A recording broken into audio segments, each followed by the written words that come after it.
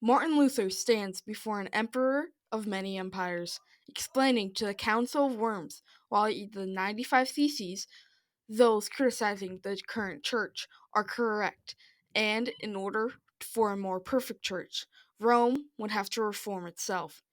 Charles, directly after, said this: "You know that I am the descendant of the most Christian emperors and the greatest German people of all the Catholic kings of Spain, of the archdukes of Austria, and the dukes of Burgundy. All of these, their whole life long, were faithful sons of the Roman Church. After their deaths, they left, by natural law and heritage, these holy Catholic rites for us to live and die by, following their examples. And so, until now, I have lived as a true follower of these our ancestors, but therefore resolved to maintain everything which these my forebears have established to be the present." Charles V, after saying those words, would cause years of stress and rebellions onto him. Charles V in 1520 was the ruler of Spain and its dominions in Italy, the Netherlands, and the Americas. Plus, he was the Holy Roman Emperor, though this man could not stop the new fire Luther had lit. Only a year later, in 1521, rebellions slowly began to break out in Germany. Charles would continue to fight German princes, but his attention was directed at other campaigns against the Pope, France, and the Ottomans. Charles decided to unite his states against one enemy, so he called the Diet of Augsburg in 1530.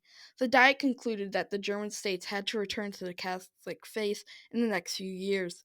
The German states were obviously mad and soon called the Smollett League, formed in 1531, led by Philip of Hesse. The alliance included 9 states, including Saxony, Brunswick, and Strasbourg. The League began rebelling against Charles, who, still fighting France and the Ottomans, let the League exist. During this time, the Protestant faith flourished in these states, seeing the common family flourish in the Protestant faith. The League would also attack other German states. In 1541, the Diet of Rendsburg gave more concessions to the Protestants, though these were not to last long, and in 1543 Charles made peace with France. Before the attack, they tried to resolve the conflict at the Council of Trent, but it failed. In 1546, he launched 3 armies with the Pope to take out the League.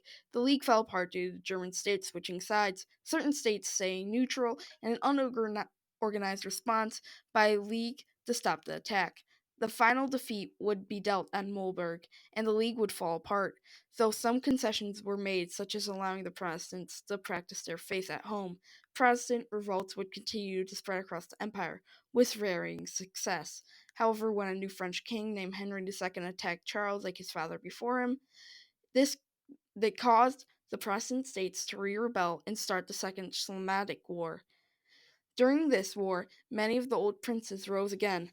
The war ended in 1552 with a Protestant victory. Many of the old leaders were released from prison after the war. In 1555, the Peace of Augsburg was held, where it legalized the practice of Lutheranism, and by that I mean that Calvinism and other Protestant Christian denominations were illegal.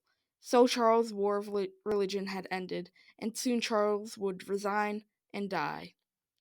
If you would like to continue this video with more Reformation knowledge, watch this video about the champions of the Reformation or Micah History's playlist.